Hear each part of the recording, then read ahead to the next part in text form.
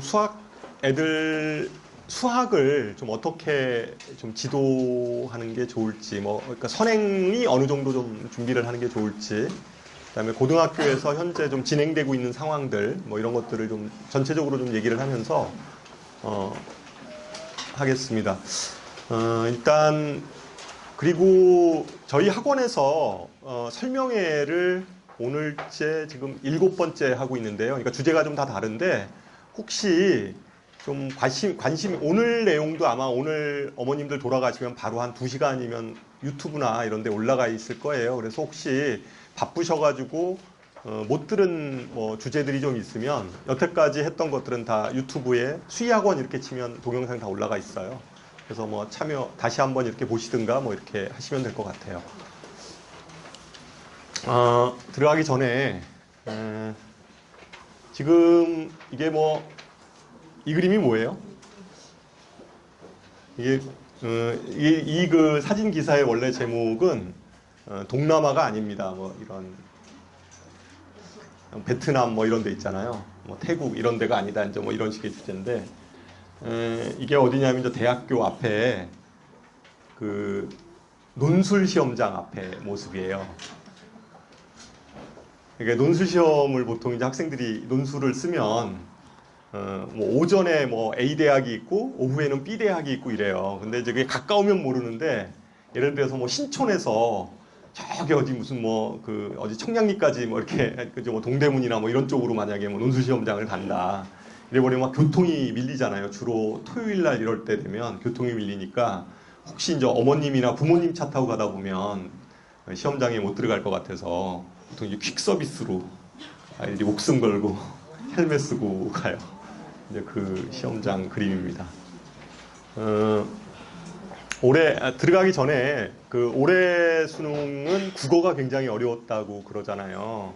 국어 어려웠다고 하는데 혹시 어머님들도 그 시험장 기억이 좀 나시나요? 1교시 기억나세요? 저는 그 기억이 중학교 저희 때 요즘에 그러니까 저희 때는 고등학교 올라갈 때 시험을 봤었어요. 시험을 봤었는데 처음 난생 처음 보는 이제 시험이잖아요. 이제 국가에서 보는 처음 시험인데 1교시를 갔는데 긴장을 나름 해서 그런지 지문이 하나도 안 읽히더라고요. 국어 지문이 쭉 있잖아요. 근데 국어 지문이 좀 안 읽혀서 굉장히 당혹스러웠던 그런 기억이 있는데 보통 고등학생들도 좀 마찬가지인 것 같아요. 이게 수능장에 가면 이건 수능 그림은 아니지만 수능장에 가면 아이들이 1교시 때 굉장히 긴장을 많이 해요. 1교시 때 긴장을 되게 많이 해서 사실은 요새 국어는 지문이 A3지라고 그러나요? 보통 큰 거 A3지 정도 한 바닥이 다 지문이에요. 그리고 밑에 문제는 2문제 이렇게 있는 거거든요. 그런 게 몇 장씩 넘어가요. 이게 다 읽고 독해해서 문제하고 이러는 건데 그 아이들이 긴장을 하면 이게 지문을 이렇게 읽어도 이렇게 머릿속에 정리가 안 되는 거죠. 그럼 밑에서 읽고 다시 또 올라가서 또 읽고 이런 상태로 되는데 올해 수능엔 애들이 진짜로 되게 힘들었나 보더라고요. 보면서 이제 머릿속으로 풀면 이제 그런 생각이 들을 거 아니에요. 재수해야 되는가 보다 이제 이런 식의 생각이 머릿속에 떠오르니까 그래서 사실은 저는 예전부터 수능을 2교시를 국어를 보는 거는 좀 너무 문제가 있다 이런 생각을 좀 많이 이렇게 했었고 주변의 사람들하고도 많이 얘기를 좀 해봤는데 국어 시험을 보는 거는 좀 별로 온당치 않다 이런 생각을 해서 제가 몇 년 그냥 이렇게 지나다가 올해는 제가 이거 한번 총대를 매야 되겠다 이런 생각을 해서 제가 그 청와대 국민청원을 냈어요. 국민청원을 냈는데 다행히 제가 좀 이건 계획을 좀 했는데 학부모 설명회 하기 전에 학부모님들 할 때 이걸 계속 알려야 되겠다. 계속 알려서 좀 동의를 받는 이런 작업을 해야 되겠다 이래서 현재 많이 되지는 않았는데 지금 아마 한 500 정도 좀 더 된 것 같아요. 어머님들이 한 게. 근데 그거 청원하면서 사실은 좀 기자들이나 이런 쪽에 좀 어쨌든 선을 댈 수 있는 만큼 돼서 그 내용이 그 KBS에 한번 나왔어요. 며칠 전에. 국민청원한 곡에 KBS에, 그러니까 제가 국민청원한 내용이 KBS에 그냥 이렇게 캡처돼가지고 그게 애들 인터뷰도 하고 교육 전문가들 인터뷰 해가지고 한국사가 저는 이제 주장이 그거거든요. 한국사를 2교시에 보는 게 좋다. 왜 한국사를 봐야 되냐면 한국사는 지금 현재 3등급 보통 3등급이나 4등급까지는 다 그 만점 처리를 해요. 한국사는. 그러면 3등급 기준이 몇 점이냐면 50점 만점에 30점이에요. 4등급은 이과 아이들은 보통 4등급이 만점 처리를 하는데 4등급 기준이 25점이에요. 50점 만점에. 그러니까 반타작만 하면 돼. 그러니까 이제 2교시를 오히려 좀 그렇게 한번 치르고 나면 아이들이 좀 집중이 되잖아요. 좀 편안한 마음에 시험을 보고 그 다음에 그냥 국영수를 보면 어떨까. 이런 제 제안은 그거거든요. 그래서 한국사가 보는 시간이 한 30분 정도면 봐요. 보통 30분 정도 할당을 하거든요. 그러면 아마 시간표가 쭉 있으면 점심시간을 조금 뭐 한 1, 20분 정도 늦게 먹는 정도만 좀 바뀌면 아이들이 어쨌든 자기 일생에 진짜 아주 중요한 시험이니까 시험을 1교시부터 막 지문 많은 걸 읽어내라고 하지 말고 뭐 그런 식으로 하면 어떨까라고 생각을 해서 오늘 제 얘기가 좀 동의가 되시면 오늘 저희가 핸드폰은 다 이렇게 번호를 카운터에나 지금 예약 접수 받을 때 좀 받아놨어요. 그래서 오늘 돌아가시면 저희가 링크 걸 수 있도록 그러니까 누르면 바로 그 사이트로 들어갈 수 있도록 문자를 좀 보내드릴게요. 괜찮죠? 예, 그러면 좀 동의를 해주시면 좋을 것 같아요. 지금 현재 KBS에서 방송된 걸로는 교과부에서도 교과부까지 전달이 된 것 같고요. 검토한다고 그러더라고요. 올 3월, 2월인가 3월에 수능 확정을 하나 봐요. 올해 시험을 어떻게 보겠다 이런 확정을 할 때 내부에서 검토해서 하겠다고 하니까 좀 더 동의해주면 그렇죠? 그리고 어머님들 동의하는 것뿐만 아니라 또 뭐 이렇게 반별로 그런 거 있잖아요. 이렇게 그런 거 있지 않나요? 뭐 카톡이나 뭐 이렇게 모임방에 좀 이렇게 퍼날라 주시면 그런 쪽에서 좀 충분히 좀 얘기를 좀 해주셔서 좀 이렇게 동의하면 아이들이 좀 더 편해질 것 같아요. 훨씬 더 실력 발휘도 본인이 능력에 맞게. 그러니까 억울하잖아요. 긴장해서 시험을 못 보는 것 자체는 좀 억울하니까 좀 그렇게 바꿔주면 좋을 듯 싶습니다. 일단 뭐 그 얘기부터 제가 말씀을 드리고 시작하도록 하겠습니다. 첫 번째 그림은요.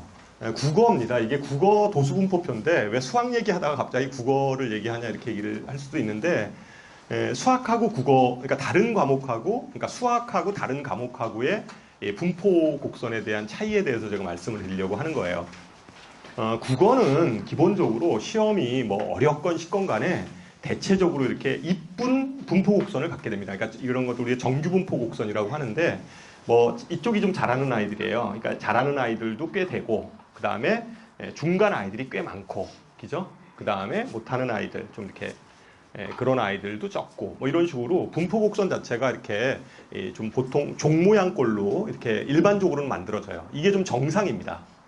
보통 이제 시험을 우리가 본다고 하면 대체적으로 이런 그래프, 이쁜 그래프가 이렇게 나와야지 좀 정상인데 수학 같은 경우에 이게 자연계 학생들이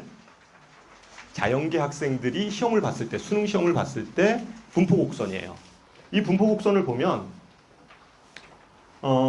자연계 학생들은 좀 이쪽 상위권에 좀 밀집이 돼 있죠.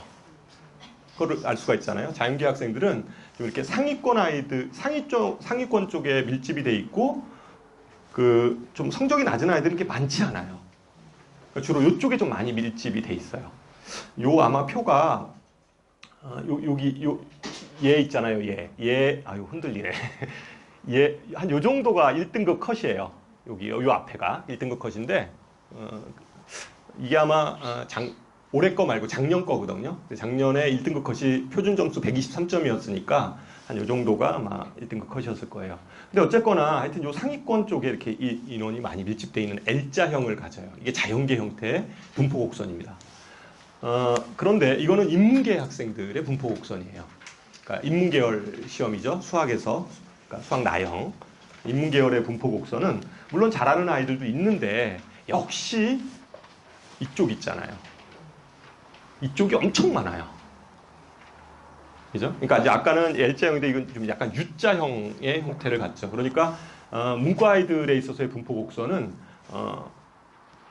못하는 아이들도 엄청나게 많아요. 이게 밑에서 깔아주는 아이들이 엄청나는 거죠. 실제. 그러고 이렇게 돼 있는 이런 구조를 갖습니다.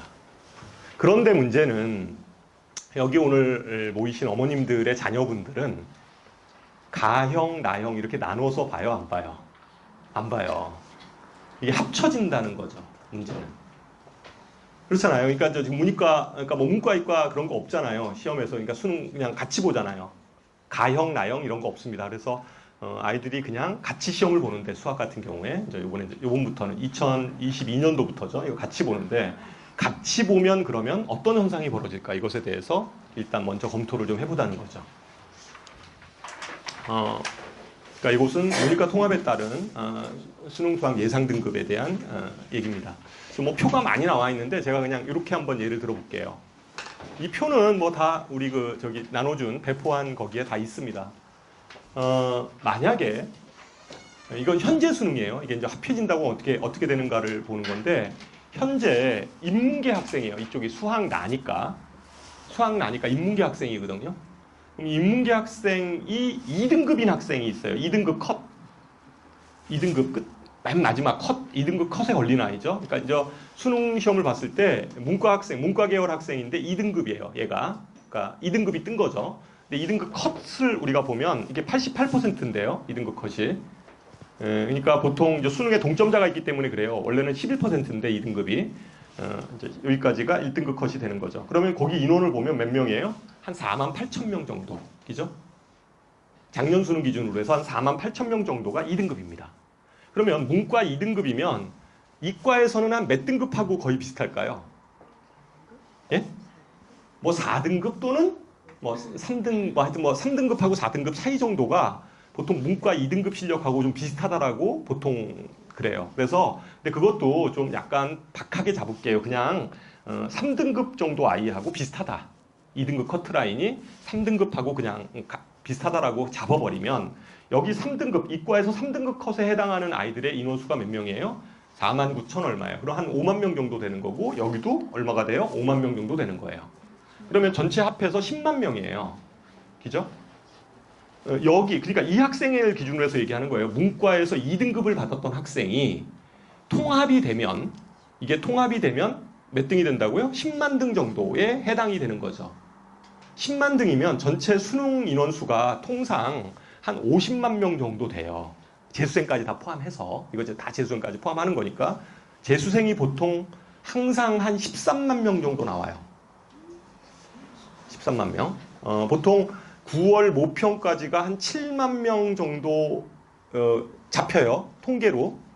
9월 모의평가 있잖아요. 보통 고3들이 볼 때 3월하고 6월하고 9월 이렇게 3번 모의평가를 보는데 9월 모의평가까지 보통 잡히는 인원수가 한 7만 명 정도 잡히는데 거기에 안 갑자기 그 9월 모의평가까지 안 나타나다가 갑자기 수능장에 툭 나타나오는 애들이 있어요.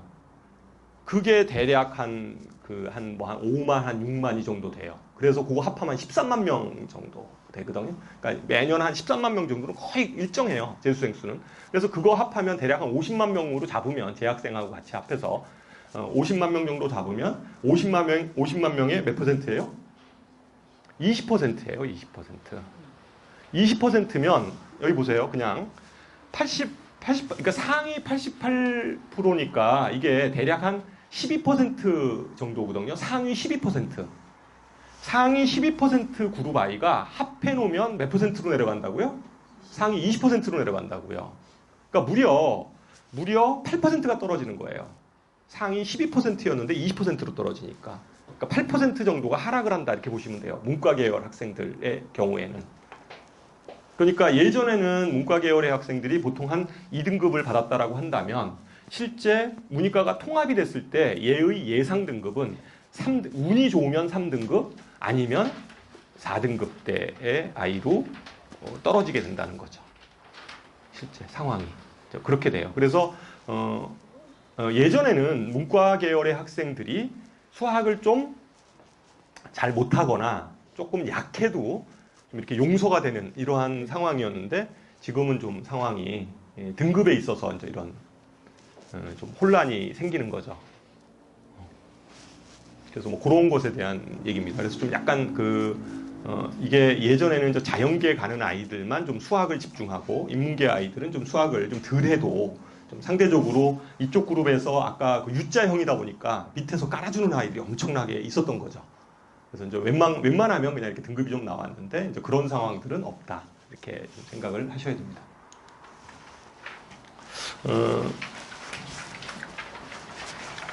뭐 요 표는 워낙 많이 보던 표인데 그래도 이 얘기를 안 할 수가 없어서 2015 그러니까 2022년도 수능부터는 이제 수학을 이런 커리큘럼으로 배우기 시작하는 게 현재 고등학교 1학년부터예요. 지금 현재 1학년인 아이들 있잖아요. 이런 아이들이 지금 요 커리큘럼대로 그러니까 2015 개정교육과정으로 배우는데 요 표는 아마 무수히 많이 보셨을 거예요. 여기 보면 맨 위에 있는 거 있잖아요. 수학 이렇게 써 있는 게 이게 6단원이잖아요. 그래서 위에 있는 3단원을 1학기 때 배우고요. 밑에 있는 3단원을 2학기 때 배워요.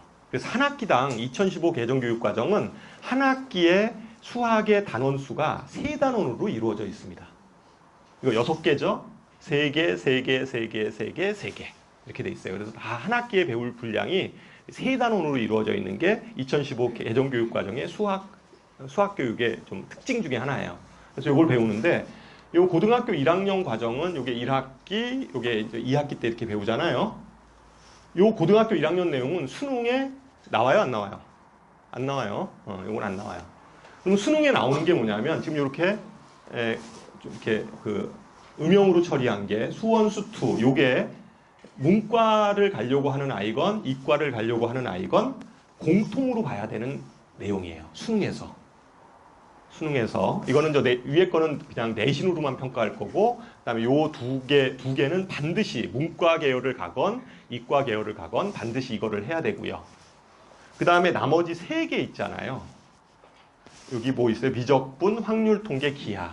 이 3개 중에서 하나를 문과를 가려고 하는 아이건 이과를 가려고 하는 아이건 무조건 요 3개 중에서 하나를 선택하게 되는 거죠. 구조는. 3개 중에 하나를 선택하는데 생각해 보면 문과 계열 아이들은 어떤 걸 선택하게 돼 있어요?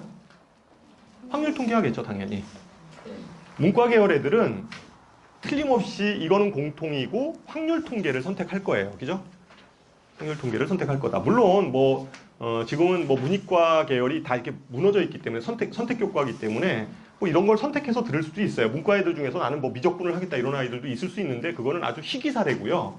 대부분의 아이들은 그냥 문과 아이들은 아마 확률 통계를 선택을 할 거고 이과 아이들은 어떻게 나눠질까요?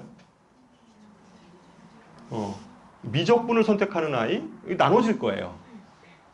그러니까 이과 아이들은 이거를 선택하는 아이들도 있고 이거 선택하는 아이들도 있고 이거 선택하는 아이들도 있고 이렇게 아마 나눠질 거다 이런 거죠.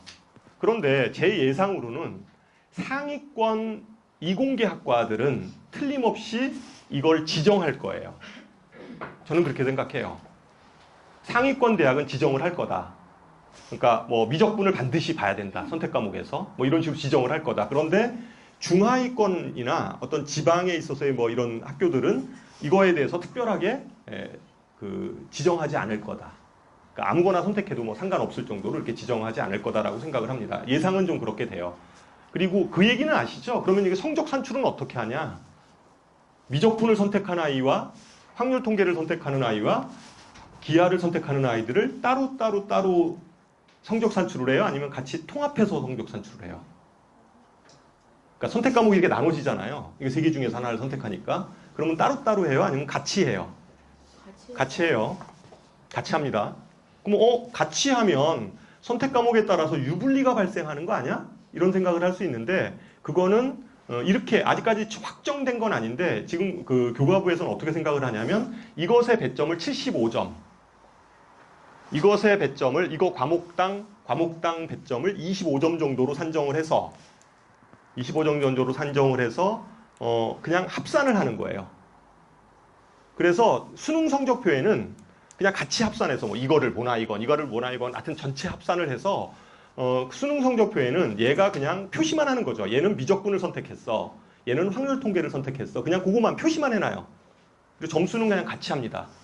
같이 하겠다 이렇게 얘기를 했어요. 왜 그러냐면 그렇게 하면 아무래도 이것의 배점이 75점이 되니까 이것의 이 각각의 25점의 반영 비율 자체가 있기는 하나 크게 크지 않다는 거죠. 전체 성적의 비율로 보면 크지 않다고 보는 겁니다. 그 다음에 또 한 가지는 그 얘기는 다시 말해서 어려운 문제는 여기서 출제하지 않겠다는 거죠. 그러겠죠. 왜냐하면 이것의 영향력을 축소시켜야 되니까. 그러니까 이거는 뭐 여기서는 별로 어려운 문제가 출제가 되지 않고 주로 이쪽에서 좀 난이도 있는 문제, 킬러 문제는 여기서 아마 출제가 되리라고 생각을 합니다. 그렇게 이제 생각하시는 게 맞죠. 그래서 어쨌든 성적은 문과이과 나누지 않고 전체 통합해서 이 과목을 무엇을 선택하건 간에 같이 합산해서 성적 산출을 하겠다라는 게 지금 현재 교과부의 발표죠. 교과부의 발표고 여기서 좀 주목해야 될 것은 요 미적분 있죠. 요 미적분이 여기서도 미분적분이 있고 여기도 미분적분이 있잖아요. 여기도 미분적분, 여기도 미분적분. 차이점은 뭐냐면 요거는 문과, 이과 애들이 공통으로 배우는 미분적분이고요. 밑에 미분적분은 이과 학생들한테만 필요한, 그러니까 뭐 공업수학이나 뭐 이런 쪽에만 필요한 그런 미분적분이에요. 현재 자연계 아이들이 이제 배우는 좀 심화 미적분 개념이라고 보시면 됩니다. 그래서 어쨌든 이렇게 커리큘럼이 이루어져 있죠. 그래서 요 미적분은 얘를 배우고 나야지만 얘를 배울 수가 있어요. 요거를 배워야지만이 요거를 배울 수가 있다. 요거만 개통성이 있고요. 요 두 과목만 개통성이 있고 나머지는 개통성이 하나도 없어요. 현재는. 그렇게 설계를 했어요, 실제. 그러니까 요놈하고 수학 2하고 미적분만 개통성, 그러니까 수투를 먼저 배워야지 반드시 미적분을 공부를 해야 돼요. 그렇게 돼 있고 나머지는 개통성은 다 없어요. 그러니까 예를 들어서 이렇게 배울 수 있어요. 이거랑 같이 배울 수도 있어요. 수원, 수투. 아무 상관없어요. 이거 단원을 가만히 보면 아무 상관이 없어요. 이거랑 같이 배울 수 있어요. 예를 들면 수원하고 뭐 기하랑 같이 배울 수도 있어요. 그런데 요 미적분이라는 놈만 좀 개통성이 있어서 반드시 요거 배우고 배워야 된다. 그게 좀 요번 교육과정의 차이점입니다. 왜 제가 이 얘기를 좀 자세히 얘기를 하냐면 이게 분당 지역의 고등학교 2학년 커리큘럼이에요. 요번에 고등학교 1학년 아이들이 2학년 처음으로 올라가잖아요. 현재 고1 애들이 고2 올라갈 때 아이들이 선택 과목을 이렇게 학교별로 이렇게 짰어요. 현재 몇 가지냐면 분당에서 지금 현재 진행되어지는 교과의 선택 과목 수학 진도는 5가지 형태로 진행이 됩니다. 학교별로 달라요.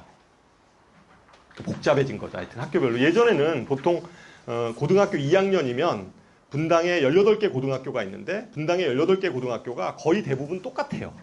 진도 나가는 게 2학년 때. 진도 나가는 게 똑같아요. 보통 보면 1학기 때 2학년 1학기 때 미적분 1 배우고 그 다음에 2학기 때 미적분 2 배우고 그 다음에 확률 통계를 좀 공통으로 하는 뭐 이런 식의 좀 커리큘럼이 모든 고등학교에서 진행이 되는데 현재 고등학교 1학년 아이들, 2학년 올라가는 아이들은 이렇게 진도가 다 다르다. 다 달라요. 하나하나 좀 살펴보면 지금 요 모델을 보세요. 제가 이 얘기를 왜 하냐면 일단 요거 설명하기 전에 어머님들이 생각할 때 선행학습은요. 선행학습 있죠. 선행학습은 고등학교 2학년이 되는 순간 고등학교 2학년 올라가잖아요. 올라가면 더 이상 선행학습은 할 수가 없어요.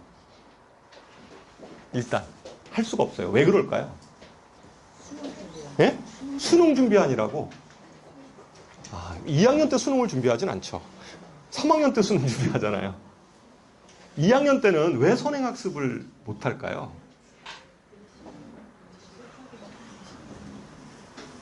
학교에서 진도 나가는 수학의 양이 굉장히 많아요. 그러니까 고등학교 1학년 때는 아까 얘기했듯이 수학 하나만 하면 되잖아요.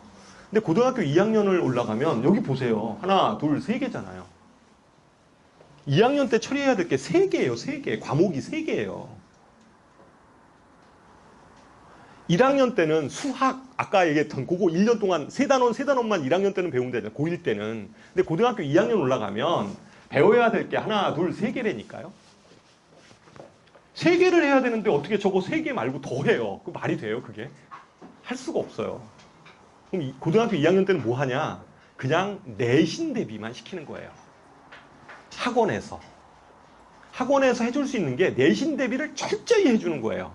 수능까지 준비가 되도록. 학교 시험이 워낙 어려우니까.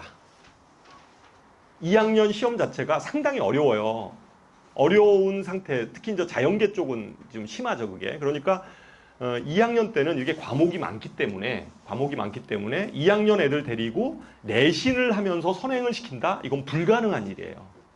그러니까 선행 수업은, 어머님들 생각하는 선행 수업은 고등학교 1학년 겨울방학이 끝이에요.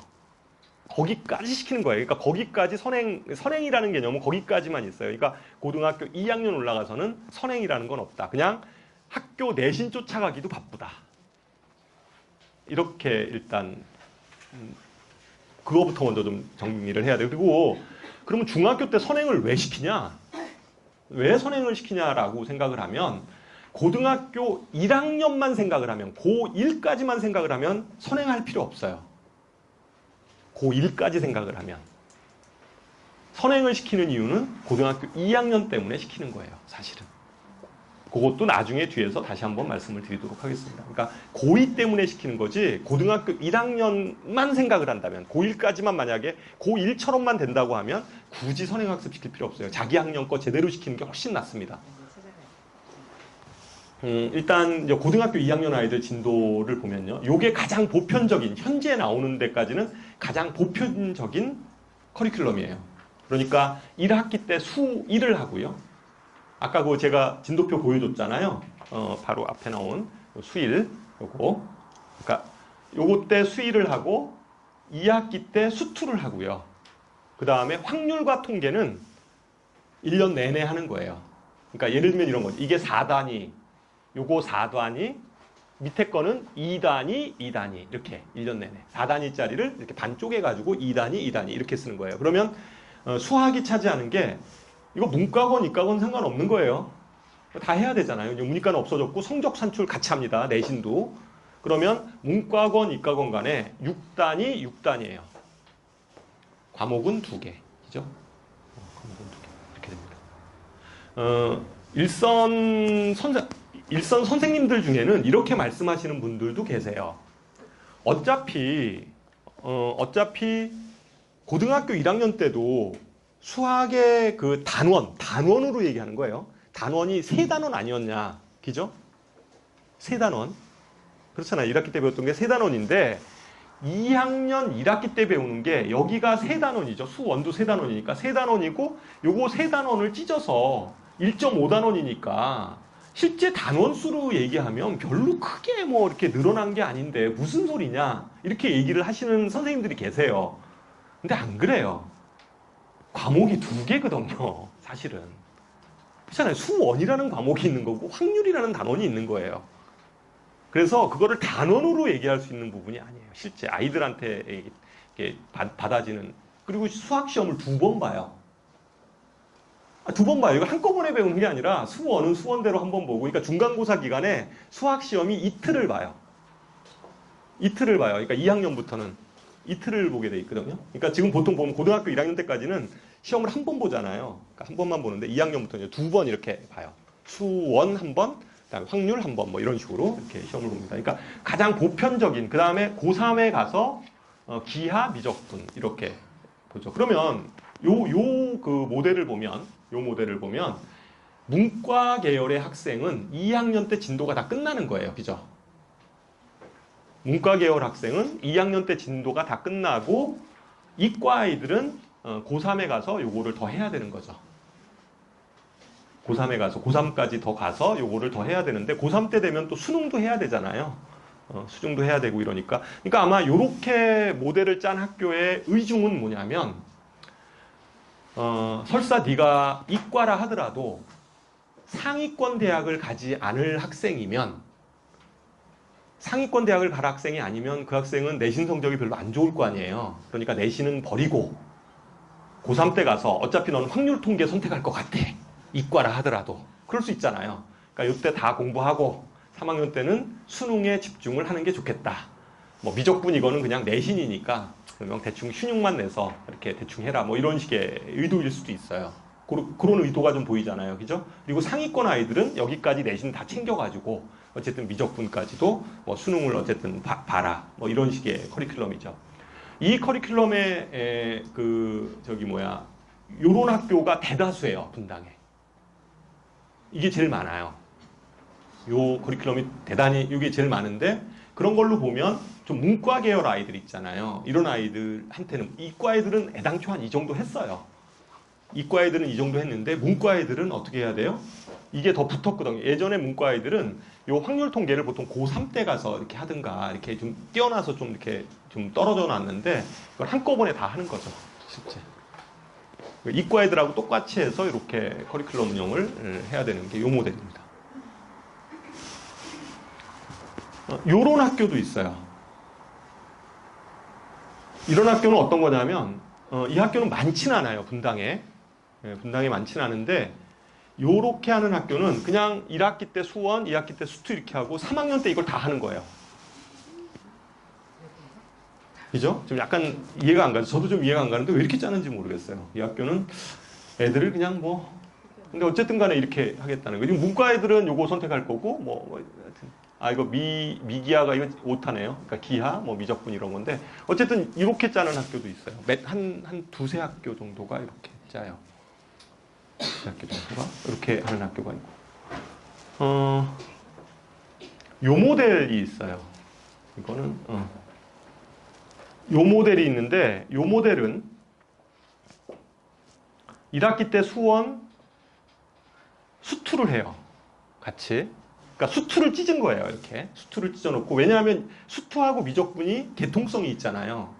그러니까 수원, 수투하고 이렇게 미적분을 이쪽에다 집어넣었어요. 한꺼번에.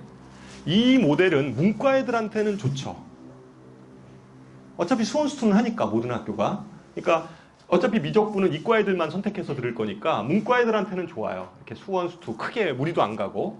근데 이과 애들은 어떻게 해야 되냐면 하나, 둘, 세 개인데 세 개를 하는데 미적분을 해야 돼요.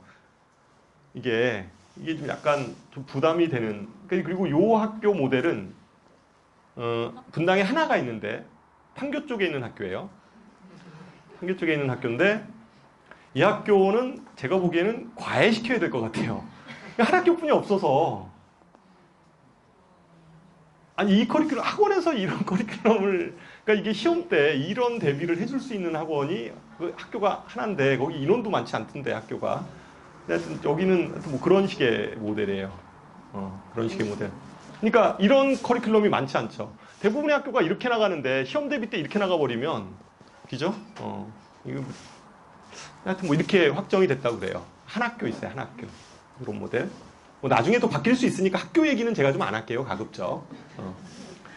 그 다음에 요 모델이 있어요. 수원, 수투, 기하, 기하.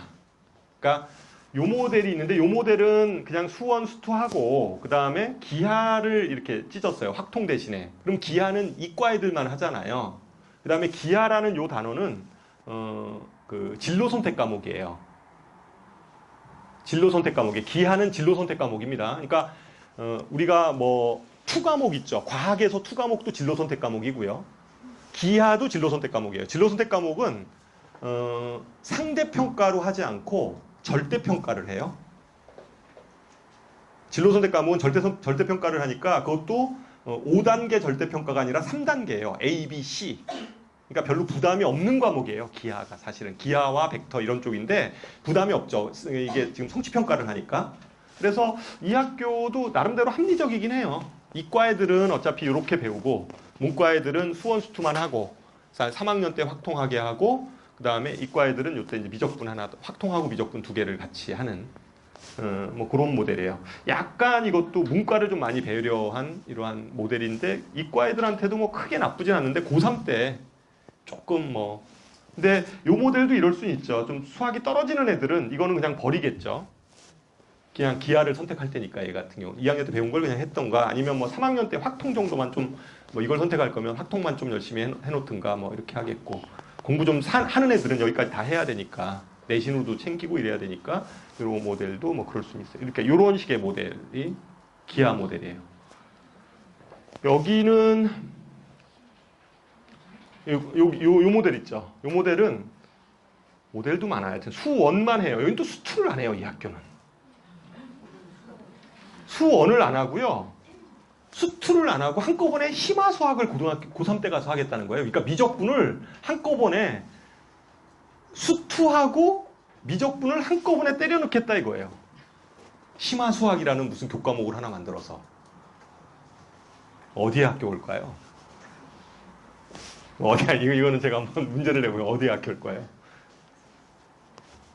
낙생고. 낙생고. 그러니까 낙생고는 수투하고 미적분을 한꺼번에 퉁쳐가지고 이때 그냥 시켜버리겠다 이런 얘기를 하고 있는 거예요. 여기는 수원만 하고 나머지를 이때 다 시키고. 네, 낙생고. 이거 한 학교야, 한 학교. 그래서 하여튼 대체적으로는 뭐 요 모델인데 학교에 따라서 뭐 이렇게 하여튼 뭐 되게 다양해요. 하여튼 지금 학교 상황이. 물론 우리 아이들이 아마 고등학교에 입학할 때쯤 되면 학교별로 이게 딱 정해질 것 같아요. 모양이 학교에서 커리큘럼 자체가 이제 모양이 정해질 것 같아요. 그러니까 이게 매년 바꾸기는 어려워요. 학교에서도 지금 이게 초창기라 지금 막 왔다 갔다 해요. 선생님들이 뭐 이 모델이 좋을까 저 모델이 좋을까 해가지고 지금 학교에서 막 이 모델을 정해놓으면 또 학부모님들이 막 항의를 해요. 왜 그따위로 그 시간표 아니까 저기 커리큘럼 그렇게 짰냐 그래가지고 막 다시 논의하고 막 이러는데 한번 그게 막 얘기가 되다가 시행착오를 겪으면 그 다음부터는 아마 그 학교는 커리큘럼이 이렇게 될 거다라는 게 아마 정해질 것 같아요. 왜냐하면 학교에서는 매년 한 5월 정도에 그 학교의 뭐죠? 교과에 대한 그 진도 계획표 있잖아요. 교과에 대한 뭐 평가 계획서 이런 것들이 다 그 학교 알림에 올리게 돼 있잖아요. 과목별로. 있잖아요. 1학기 때는 어떻게 평가하고 뭐 단원은 어떻게 평가하고 뭐 이런 게 학과별로 다 올라가게 돼 있어요. 선생님들이 그거를 매년 쓰지는 못합니다. 한 번 딱 정해지면 아마 그거를 그냥 그대로 그냥 맨날 올려서 똑같이 이렇게 그냥 그 커리큘럼대로 하게 돼서 아마 그거 제가 보기에는 이게 막 바뀔 거는 없는데 지금 초창기라 지금 학교에서는 현재 지금 진행되는 상황은 5가지 모델로 진행이 되고 있다. 이런 거예요. 5가지. 그래서 어쨌거나 결론은 이런 거예요. 결론은 예전에는 이과 아이들만 조금 그 선행에 대해서 신경을 썼다라고 하면 앞으로는 문과 애들도 그냥 똑같이 성적 산출을 같이 해야 되기 때문에 그래요. 이게 따로따로 나눠서 하지 않고 성적 산출을 같이 하다 보니까 문과 계열 아이건 이과 계열 아이건 간에 이렇게 2학년에 있어서의 학습 부담이 생긴 거죠. 물론 문과 계열의 학생이 이런 학교를 들어가면 좀 덜 하겠죠. 그죠? 뭐 이런 학교를 들어가면 좀 덜 할 수는 있어요. 문과 아이들이. 근데 뭐 이런 학교도 그렇고 뭐 여기도 뭐 문과 아이들한테는 괜찮죠. 여기도 문과 아이들한테는 괜찮은데 이런 학교가 대다수예요. 지금 분당은. 이게 요 모델이 거의 한 70%? 18개 중에 거의 대부분은 요 모델이에요. 요 모델이고 이제 나머지 이제 뭐 이러한 좀 기타 모델들이 있는 이러한 형태들이죠. 그래서 2학년 선행학습에 대해서 좀 생각을 좀 해야 된다. 이게 계열에 상관없이 예전에는 이과 애들만 좀 신경을 썼다면 이과 애들까지도 이걸 생각을 해야 된다. 이런 거죠. 문과 계열 애들도.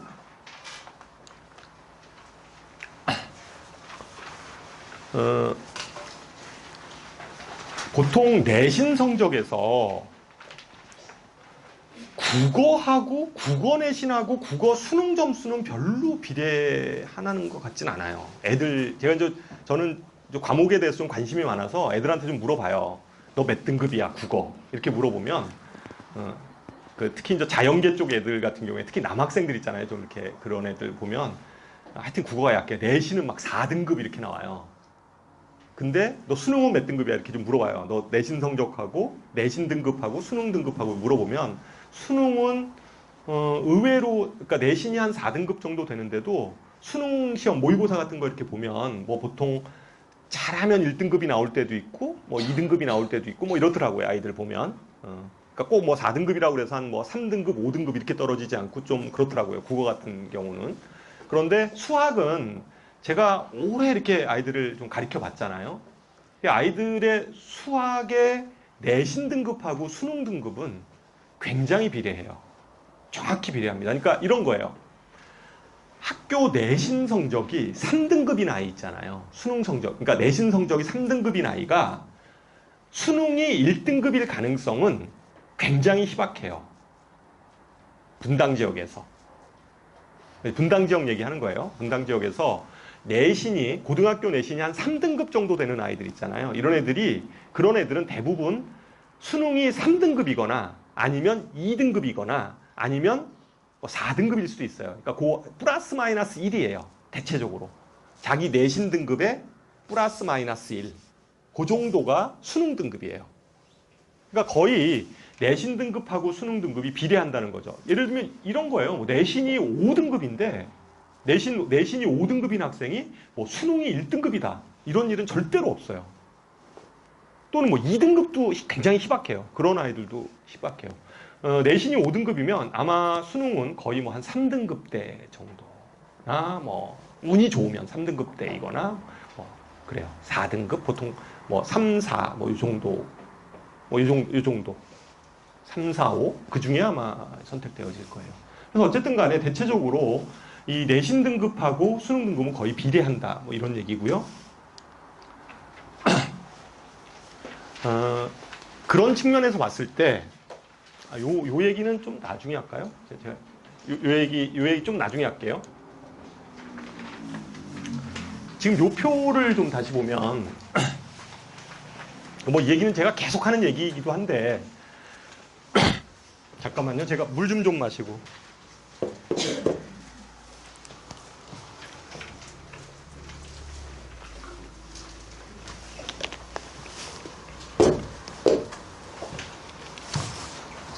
이 중학교 성적하고 고등학교 성적이에요. 이거는 꼭 수학 성적뿐만 아니라 모든 교과목 성적에 대해서 다 마찬가지인데 전체적으로 중학교 성적하고 고등학교 내신 성적하고의 상관관계예요. 상관관계.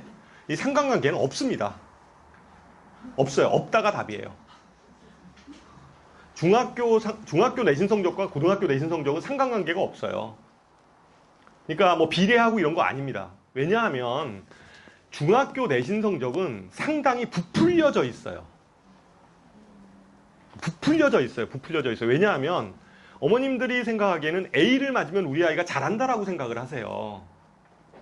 수학이 A네, 국어가 A네 이렇게 생각을 하는데 사실은 학교 알림이나 이런 데 들어가서 그 학교에 A 맞은 학생의 퍼센트를 한번 보세요. 보통 국어가 A다 그러면 A 맞은 학생의 퍼센트가 모든 학교가 대부분 30% 정도대예요. 30% 정도. 보통 A 맞는 학생의 비율이 많은 학교는 보통 거의 40%까지도 이렇게 육박하는 학교들도 있어요. 그런데 보통 한 30% 정도 선이에요. 평균을 내보면 30%면 고등학교 내신으로 얘기하면 그게 몇 등급이에요? 4등급이에요. 30%가 4등급이에요. 4등급. 그러니까 중학교 A 맞은 아이가 고등학교에서 4등급 맞는 게 이상한 일이 아니라니까요. 아이가 중학교 때는 열심히 하고 고등학교 때는 팽팽히 놀아서 그런 게 아니고요. 아니면 중학교 때는 아이가 그랬는데 고등학교 때 학원을 잘못 만나가지고 애가 성적이 떨어진 게 아니라 사실은 그 아이는 중학교 때의 상태로 그냥 공부를 똑같이 하고 있는 거죠. 똑같이 하고 있는 거예요. 그러니까 고등학교 때 그냥 중학교 때는 A였는데 고등학교 때는 4등급인 거죠. 아이가 등급. 어머님 4등급 그러면 4등급이라는 그 등급을 가지고는 수시 이런 거는 거의 불가능해요. 그죠? 수시 이런 건 쓸 수가 없어요. 그럼 정시로 그냥 이제 대학을 가거나 아니면 이제 그냥 이렇게 어떻게 줄만 잘 쓰면 가는 대학을 어떻게 넣거나 이러는 수밖에 없잖아요. 그러니까 실제 이게 중학교 때 A 맞은 아이가 꼭 고등학교 때 가서 1등급을 하고 2등급을 하고 이러지 않는다는 거죠. 실제 아이들이. 그래서 이거는 고등학교에 이거는 서울에 있는 어떤 고등학교인데 그 고등학교에 그러니까 신입생들하고 그 학생들이 중학교 때 받았던 이런 내신 등급이죠. 내신 등급과 고등학교 때 얘네들이 취하고 있는 내신 등급에 대한 표예요. 이게 가로축이 중학교 내신 등급이고 세로가 고등학교 내신 등급인데 여기 보면 좀 상위권 아이들이죠. 이 상위권 아이들이 물론 1등급에 머무르는 아이들도 있겠지만 심지어 뭐 여기 뭐 50% 이하로 떨어지는 아이들도 굉장히 많다는 거죠. 그게 이제 그것 때문에 그런 거예요. 수능 성적도 마찬가지예요. 중학교 때 뭐 이렇게 잘했던 여기 그룹이 잘하는 아이들이거든요. 수능 등급도 여기 잘하는 아이들인데 이 아이들이 실제적으로 뭐 다 이쪽에만 몰려 있냐? 물론 여기 아이들이 아무래도 이쪽보다는 지금 점수대로 보면 여기에 좀 많이 이게 몇 점이냐면 370점이에요. 370점 정도 되는데 요 370점이라는 점수가 그 보통 한 상위권 대학 정도에 요구되는 점수거든요. 요 정도 점수가. 그러니까 여기 있는 애들이 물론 여기도 있지만 생각해보면 여기서 중학교 때 여기 이 그룹의 아이들 있죠. 30% 40% 그 그룹 아이들도 여기에 있다는 거죠. 실제. 그러니까 중학교 때 좀 떨어졌다고 해서 고등학교 올라가서 뭐 못하고 그러진 않는다는 거예요. 결국은. 그러니까 이것도 역시 마찬가지 상관관계 없다는 거죠. 그렇죠. 이게 상관관계가 있으면 여기 있는 애들만 여기를 받아야죠. 근데 빈도수가 좀 많을 수는 있지만 실제 여기 그룹 아이들도 요쪽 그룹 아이들도 뭐 이런 아이들이 있다는 거죠. 그래서 이제 제가 얘기 드리는 거는 그리고 고등학교 올라가서 그러니까 평가 기준이 좀 다르다는 거예요. 중학교 때는 그냥 뭐 절대 평가다 보니까 90점 넘으면 그냥 다 A. 그러니까 어머님들이 보면 아 얘가 A니까 웬만큼 그냥 하는구나 이렇게 생각을 하시는데 실제 고등학교 올라가면 성적이 장담하기가 쉽지 않은 이런 상태죠. 그러면 제가 이제 다른 과목은 잘 모르겠어요. 국어나 이런 거 뭐 물어보기는 하는데 뭐 영어나 이런 거 물어보면 되게 어려워요. 뭐 이렇게 얘기는 하는데 그건 제가 분석할 수 있는 영역이 아니어서 저는 모르겠고 제가 수학 얘기만 좀 해볼게요. 수학을 해보면 보통 고등학교에 어느 고등학교건 다 그래요. 어느 고등학교건 간에 수학 시험은 보통 한 21문제 정도 내요. 어느 학교는 주관식이 한 5문제 정도 내는 학교도 있고요. 어떤 학교는 주관식이 한 3문항 정도로 좀 슬림한 학교도 있고 그래요. 그러니까 문항수는 거의 한 21문항 정도 내외에서 결정이 되는데 21문항 정도 되는데 주관식은 어떤 학교는 좀 많은 학교가 있고 어떤 학교는 좀 적은 학교가 있고 그래요. 뭐 주관식이 좀 적으면 객관식이 좀 많은 거고요. 먼저 그런 형태로 이렇게 만들어져 있는데 수준 자체는 어느 정도 되냐면 수준은 보통 수능 문제에서 좀 어려운 문항들 있잖아요. 그러니까 보통 킬러급들 문항들이 꼭 객관식에 한 2-3문항이 있어요. 2-3문항이. 그 2-3문항은 공부를 웬만큼 잘하는 아이들조차도 내신은 50분 만에 풀잖아요, 이게. 50분에 풀다 보니까 그런 킬러 문항을 거기다 탁 넣어주면 진짜 계산 속도가 빠른 아이가 아니고서는 그 문제를 풀어내지는 못해요. 그러니까 계산 속도가 굉장히 중요해요. 그래서 고교 내신에서는 속도가 느린 아이들 있잖아요. 이런 아이들은 고등학교 올라가서 성적이 좋을 수가 없어요. 그러니까 항상 시간이 부족하대. 항상 시간이 부족한 거예요. 그러니까 거기 한 2-3문항 정도가 항상 킬러 문항으로 나오는데 그런 문항들은 보통 그 수학 실력이 조금 모자라는 아이들 있잖아요. 이런 아이들은 보통 그 문항은 다 찍어요. 다 찍어요. 그 2-3문항이. 다 이걸 그냥 찍고 공부를 좀 웬만큼 하는 아이들도 시간을 주면 풀 수는 있을 텐데 시간이 이렇게 모자르니까 걔네들도 찍어요, 거기를. 그러니까 그 객관식 한 2-3문항은 사실은 실력이라기보다는 누가 더 잘 찍냐 이 싸움인 것 같아요. 아 진짜 그래요. 그 문제는 얘도 못 풀고 쟤도 못 풀어. 그러니까 거긴 찍어요.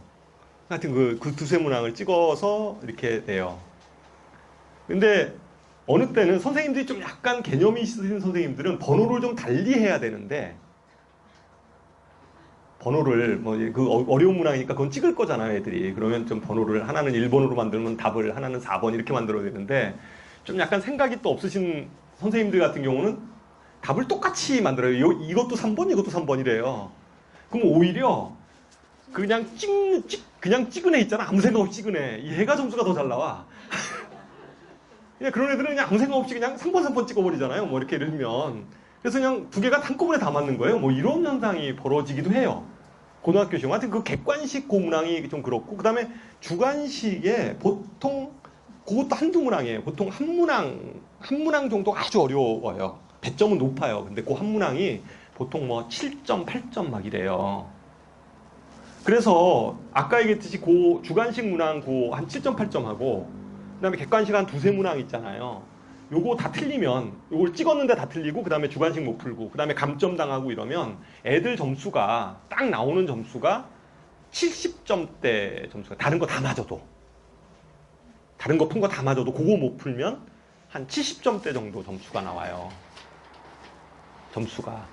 그러면 그러니까 나머지 다 맞고, 그거 틀리면 한 70점대나 나오는데, 그 70점대 점수가 등급으로 얘기하면, 그게 한 3등급대 정도. 그게 한 3등급대 점수예요. 3등급. 그리고 아까 얘기했듯이 그 운이 좋아서 좀 그 객관식 좀 잘 찍어서 맞추고, 그다음에 주관식 좀 뭐 이렇게 하고 이런 한두 문항 정도 틀리면 시험에 따라서 뭐 2등급 정도 2등급대이거나 뭐 이래요. 시험에 따라 좀 난이도에 따라 좀 다르긴 하죠. 그럼 어려운 시험인 경우에 제가 말씀을 드리는 거예요. 뭐 그래요.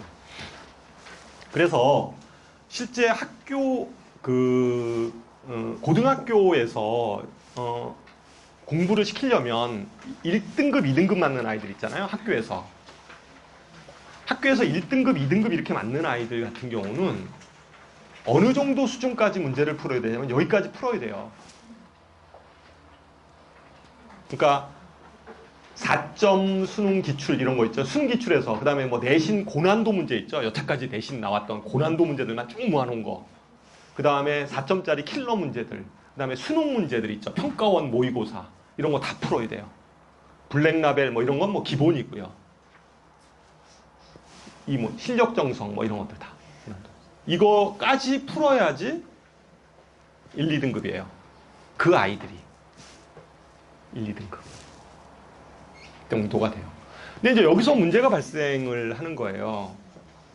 보통 어머님들이 이제 선행학습을 할 때 여기까지 못 시켜요. 그죠?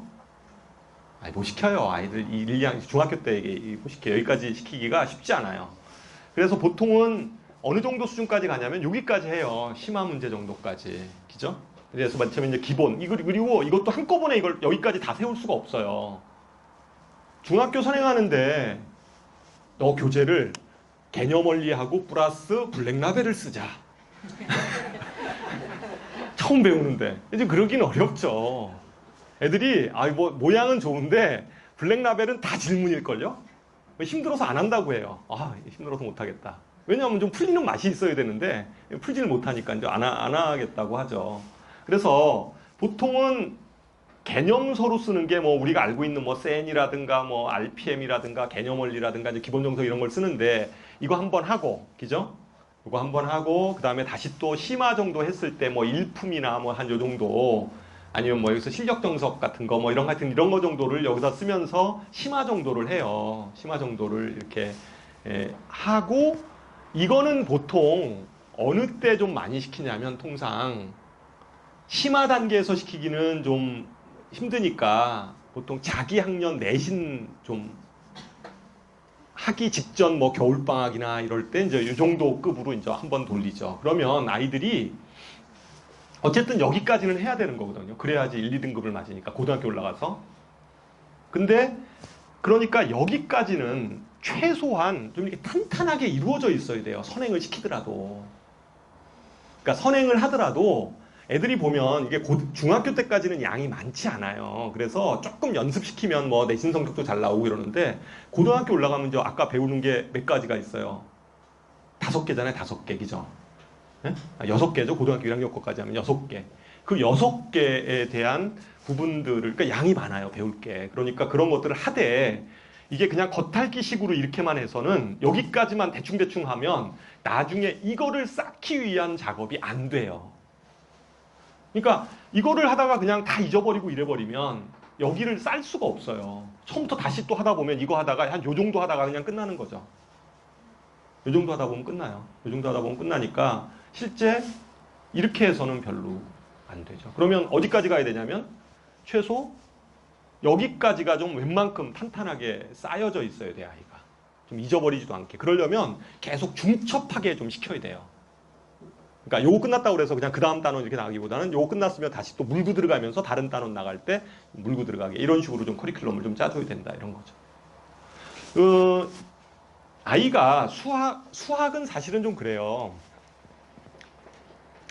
수학을 잘하려면 수학 잘하는 학생들 있잖아요. 수학 잘하는 학생들. 그런 학생들은 어떤 학생들일까요? 수학 잘하는 학생들. 저는 올해 이렇게 가르치면서 물론 노력도 중요하고 이런데 유전자도 굉장히 중요하다고 생각을 해요. 사실은 아이가 열심히 하고 싶은데도 이렇게 잘 안 되는 학생이 있어요. 안 되는 학생이 있는데 그 학생을 자꾸만 이거를 풀으라고 하면 이 학생도 이거 풀고 쉽죠? 풀고 싶어요. 얘네들도 이거 풀고 싶어요. 이런 거 잘 풀고 싶은데 저런 문제만 앞에 딱 가면 이렇게 자꾸 막히는 거예요. 막 생각도 안 나고 그렇잖아요.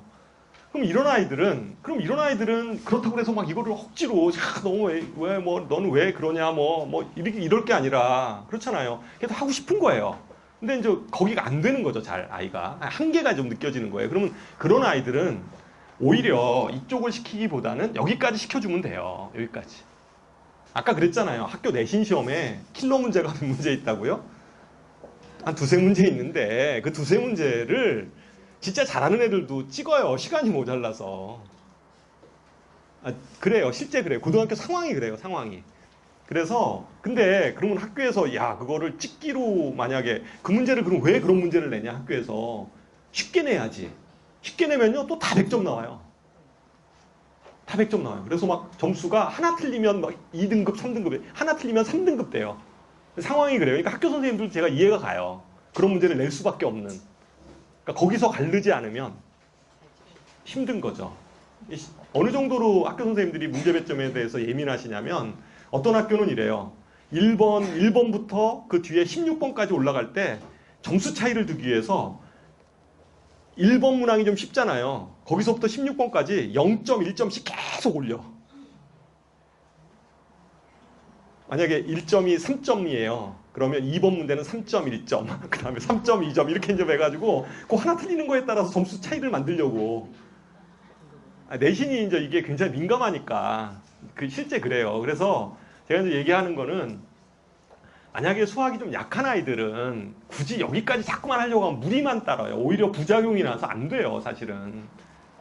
그러니까 그런 아이들은 오히려 한 요 정도까지 하고 그러면 이 아이들은 여기까지 하면서 문항들을 그러니까 안 풀 문항들은 안 풀어야 되는 거예요. 얘는 그건 다 버리고 그건 찍으면 되니까 그건 다 버리고 나머지 문제들 정확히 다 풀면 돼요. 그러면 최소한 운이 좋으면 2등급을 맞을 때도 있고요. 그 다음에 이제 3등급 정도는 유지해 주는 거죠. 그게 저는 현실적인 대안이라고 생각해요. 고등학교 올라가면 그래요, 실제. 그래서 제가 다시 앞으로 쭉 가서 아까 하나 뭐 빼먹었죠? 그러면 이제 선행진도를 어떻게 잡아야 될 거냐에 대한 문제예요.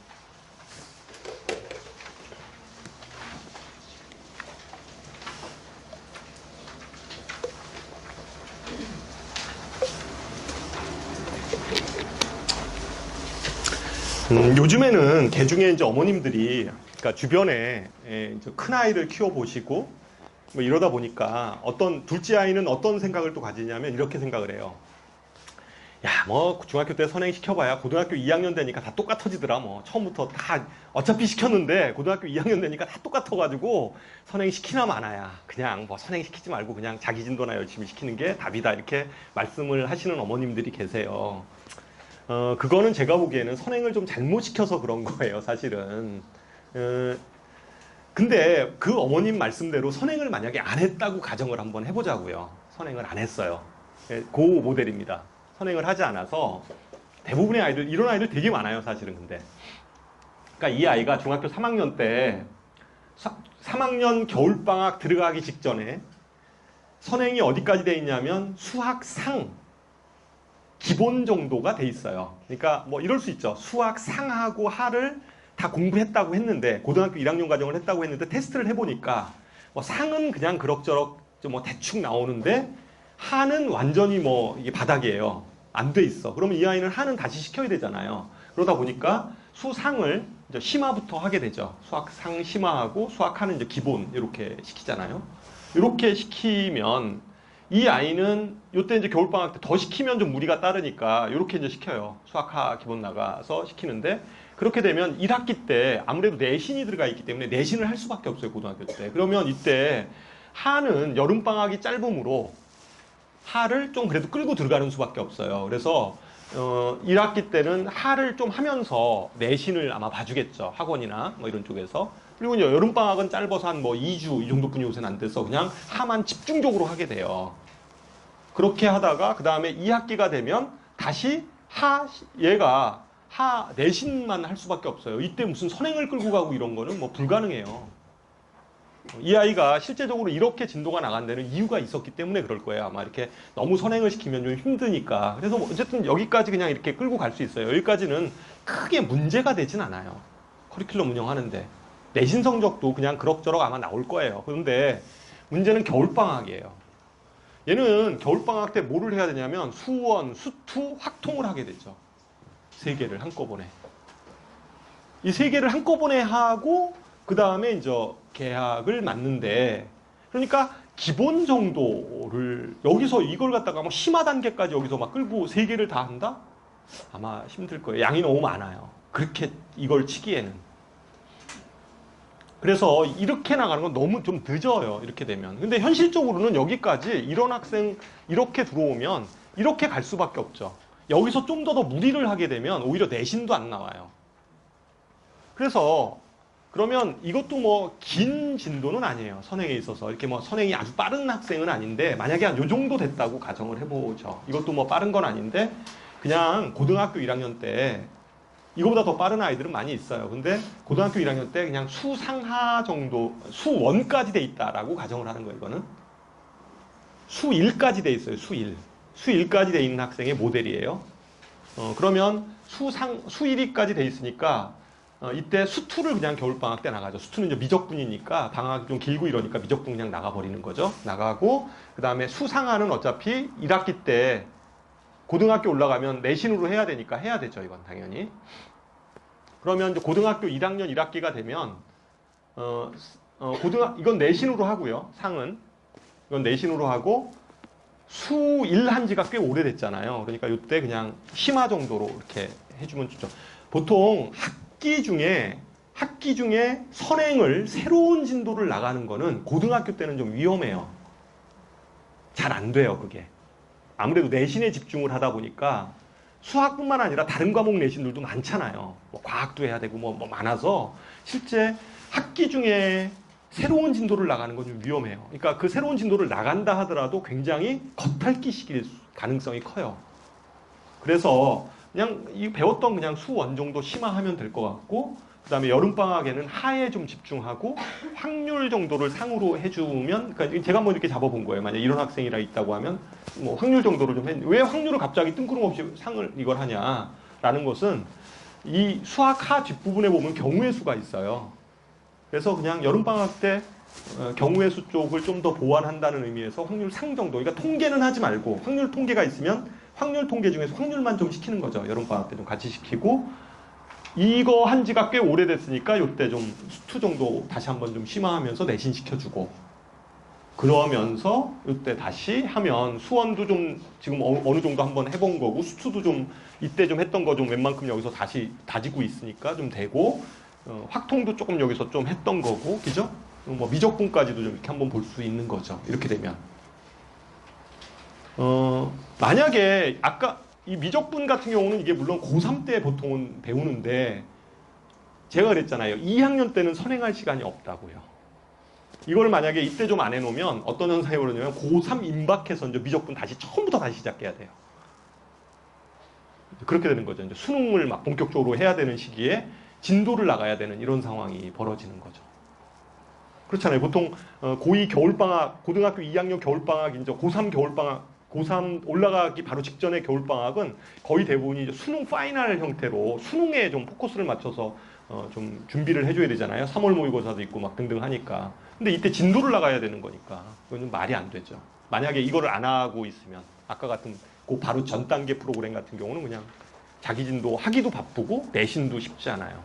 그래서 선행은 사실은 고등학교 1학년 때문에 하는 게 아니고 제가 다시 한번 처음에 얘기했지만 고등학교 2학년 상황을 좀 미리 대비하는 건데 그죠? 미리 대비하는 거고 그런 게 좀 준비가 되지 않으면 그냥 아까 얘기했듯이 심화 정도 수준 정도에 머무른다는 거예요. 실제 하는 수준 자체가. 그러니까 내신 등급이 아마 그냥 뭐 그게 다 그런 건 아니겠지만 제가 그냥 평균적으로 얘기하면 그런 학생들은 보통 잘 나오면 3등급 그렇지 않으면 하여튼 3등급, 4등급 그 정도 수준뿐이 안 돼요. 절대로 고난도를 쌓아 올릴 수가 없어요. 고등학교 올라가서. 1학년 때까지는 상관없어요. 2학년 얘기하는 거예요. 그래서 많은 어머님들이 1학년 때까지는 하다가 2학년 때 확 무너지는 이유가 이제 그런 것 때문에 그런 거예요. 수학이. 그렇습니다. 그래서 뭐 제 얘기는 여기까지 한 거고요.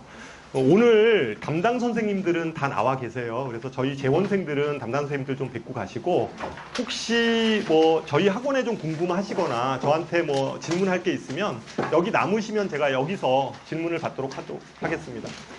네, 감사합니다.